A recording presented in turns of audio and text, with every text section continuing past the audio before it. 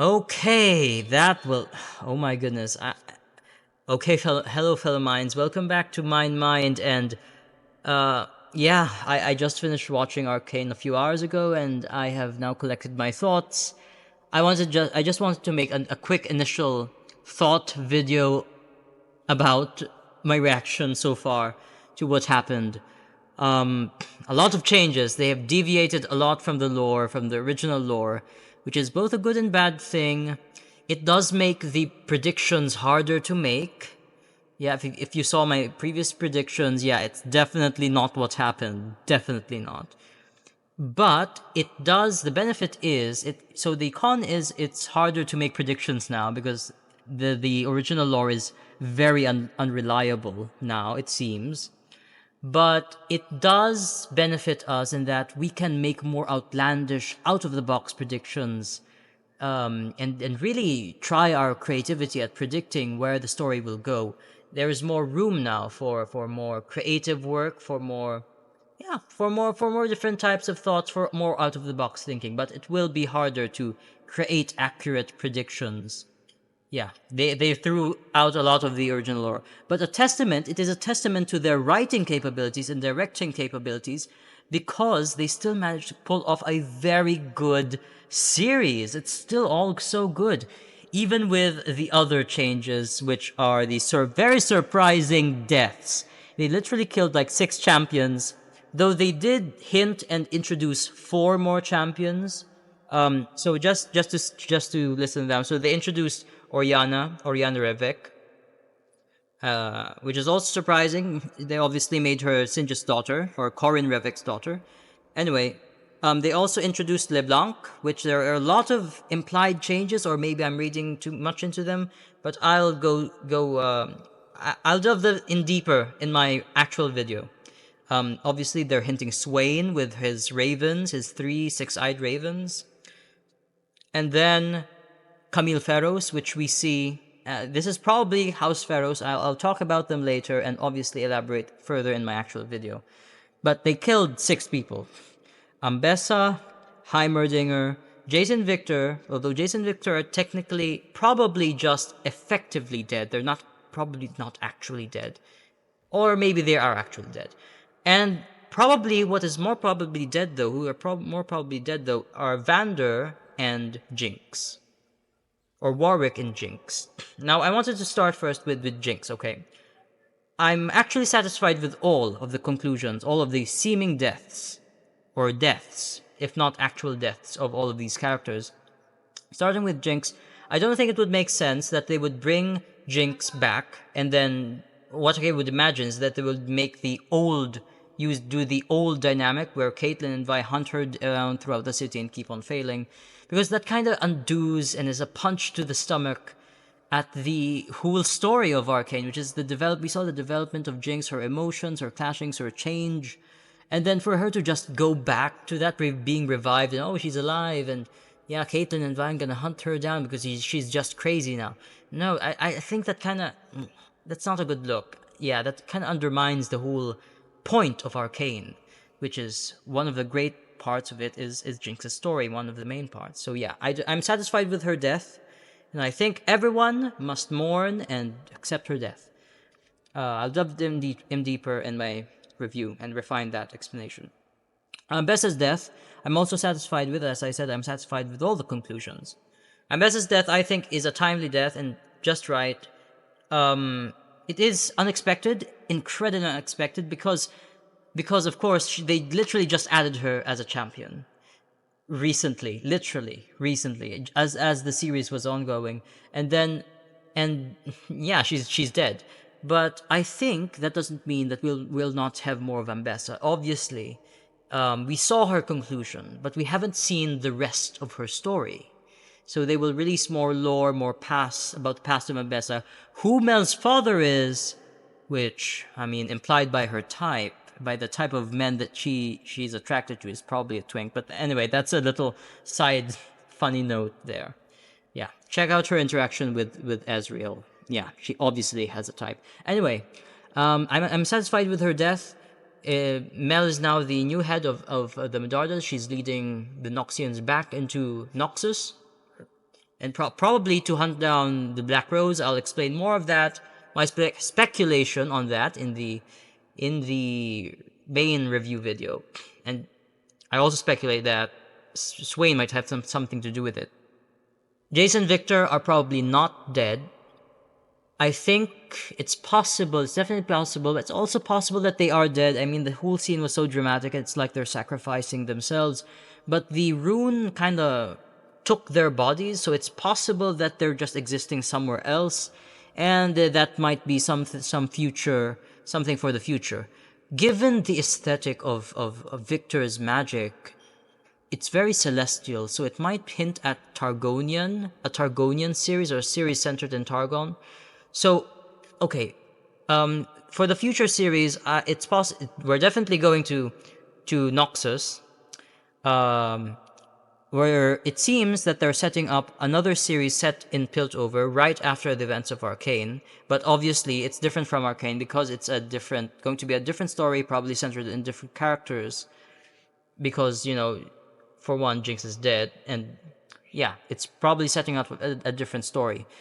Also, what I just mentioned is probably also going to might tie us to go to Targon and the ruins of Janna, the Janna ruins underneath the city where Jinx and Vi fought initially in the first act of season 2, might be hinting that we might also probably go to Shurima, which is the architectural style of those ruins. Because actually the city of Piltover used to be the city of Shurabazon, which was a Shuriman city.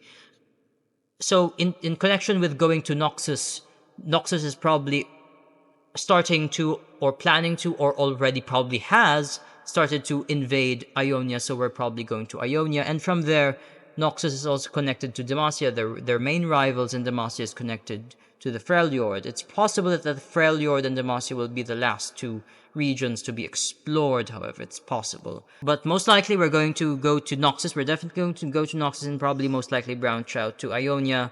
And then maybe Targon, that's where Jace and Victor might be, and then Shurima. And of course we're going back to Piltover and so on. Which surprisingly, the end of this series is very different from what we speculated using the original lore, because in the original lore, the two cities are still very much divided. But it seems the end implies that the cities are unifying again into one city. More on that in my analysis video. Okay, aside from the deaths, okay, Mel's magic, still very mysterious, just as Mel said. But I do speculate it is most likely somewhat going to be tied loosely maybe to Solari magic. Solari magic is basically just sun magic, but it's the most akin or resembling of Mel's magic so far, because Mel's magic has this golden tattoos all over her body. The only ones with golden tattoos all over their body are the Solari, and they also use like light magic akin to the color of Mel's magic. But it's the only thorn in that is because Mel's magic specifically is magic that, according to LeBlanc, is magic that uses the arcane magic of other people who are bestowed with the gift, other mages. But Solari magic is just sun magic. There is no indication that their magic works by manipulating other people's magic. So yeah, that's the only inconsistency there. Yeah, but I'm not surprised. And it's not a deal breaker to me, because as I said, they did change a lot of the lore, a lot of how the world works. Well, not how the world works, but more on the details. And surprisingly, and quite nicely, they actually managed to still deliver, even though they're technically not that faithful to the original source material. Yeah, it's a testament to how great their writing and direction is. So far, I've been satisfied. But yes, Mel's magic is largely still very mysterious. Who her father is very mysterious. Ambessa deserves a character analysis video. Mel also deserves a character analysis video. A lot of these actually deserve a character analysis video. But aside from the Medardas, going to the other noble houses, what are my thoughts? Because a lot of the scenes in Acts 1 and Act 3 in the second season were very, very particular about emphasizing the noble family. So the future series that will come back to Piltover will probably involve more of the noble houses and noble families that especially occupy the new council at the end of Arcane. In particular, the scenes emphasize two Stark families in contrast. Who I'm assuming to be the Feroses, and this other unnamed family that I'm not sure who they are. They're definitely not the Medardas, because in the original lore it's the Feroses and the Medardas and the Arvinos that are mostly like the top three richest families in Piltover. It's possible that these are the new Arvinos, but I don't know. They're not yet named. At least, wait, I think I should look at the credits, because one of them, the family members, did speak, so they're probably credited in the characters, the voice actor and the character in the end. I'll look at that later. Anyway, so yeah, I think the Feroses are going, and this other unnamed family are going to play a large role in the future series that's going to be set back into Piltover. To mention again another one of the very many changes that they really did, the Feroses all now have white hair. It's not just Camille. Originally, Camille just has white hair, even though she looks young, because she's a cyborg, and that's the only indicator that she's actually over 60. But it seems that they're making it that they're all actually albino. So yeah, it's an interesting touch. Aside from that, her brother is apparently not crippled now, and I actually have a lot to say about the Feroses, but I'll save that for the review video. Yeah, because there are a lot of implications in the scenes that are emphasizing on the noble houses a lot. Like, why did this lady choose to stay and the rest of her family goes? And what's with Camille talking to her nephew and stuff? Yeah, lots of implications there. And you notice that Camille's brother, or who we assume to be her brother, and assuming that this is Camille, like, went away even though she remained with her nephew.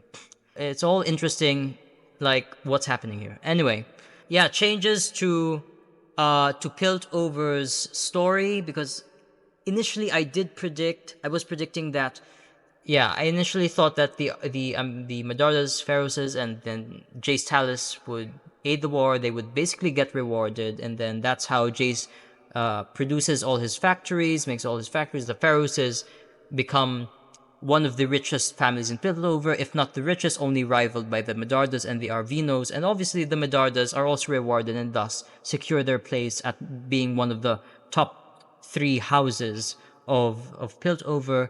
And Zaun is still given its independence, though they are still, separate from Piltover. But it seems that, yeah, that they completely abandoned that, and now it seems that the city is actually healing, which is a satisfying ending still. I still like it. I still quite like that, there's actually hope that the city will still be unified. And it's great. I'm delving deep into my analysis already, but yeah, but yes, anyway, I'll delve in deep in that for my actual video. This is just my initial thoughts. I have to remind myself. But they have abandoned the original lore a lot, but it was not damaging to the story of Arcane. So I'm very much looking forward to their reinterpretations and remaking of the lore of the other regions and other stories. Yeah, as I said, it will be harder to predict, but it will be more fun to try to predict, basically.